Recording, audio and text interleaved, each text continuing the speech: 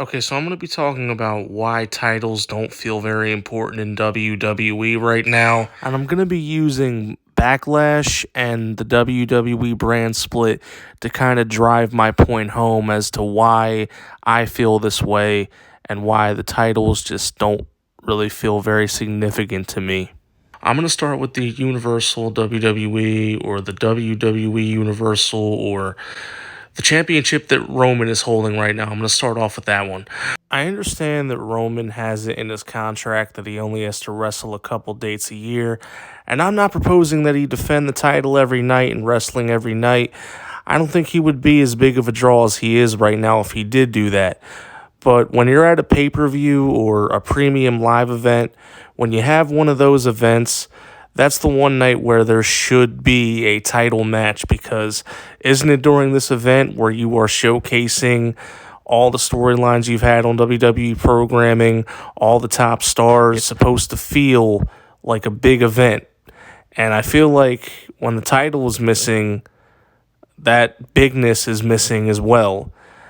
And I just feel like it's kind of weird to omit, on what is supposed to be a big show, you're omitting your biggest title and your biggest champion. It just doesn't really make sense to me. And like I said, I understand that Roman, he's allowed to only wrestle certain dates. I mean, even still, if that's the case, I would have put Gunther in the main event of tonight's pay-per-view. He's really hot right now, made the Intercontinental Championship have some sort of relevance, but he wasn't even on the card. And for the matches that were on the card that were for titles, with the exception of Bianca Belair's match, all of them were under 10 minutes. The U.S. title match, the SmackDown Women's title match, both around 7 minutes long.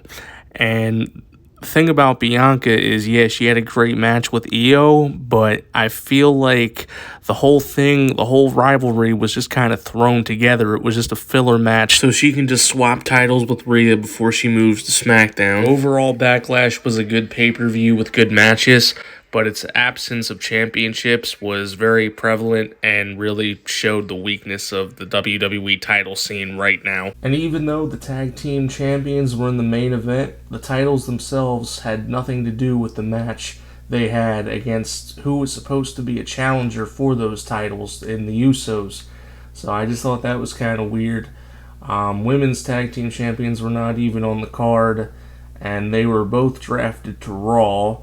And speaking of which, with Kevin Owens and Sami Zayn both on Raw and Liv and Raquel Rodriguez on Raw as well, why are there no tag team titles on SmackDown? I mean, hopefully the two set of champions that I just mentioned will be able to defend the titles on the SmackDown brand as well, but I thought this whole concept of the draft was making championships and making wrestlers exclusive to certain brands, so I guess the NXT Women's Championships could be defended on SmackDown since the holders of those titles were both drafted to SmackDown, but I thought those titles were exclusive to fucking NXT. And even with the World Heavyweight Championship, which doesn't even technically exist yet, it still very much feels like everything in regards to that is very poorly booked and pointless, because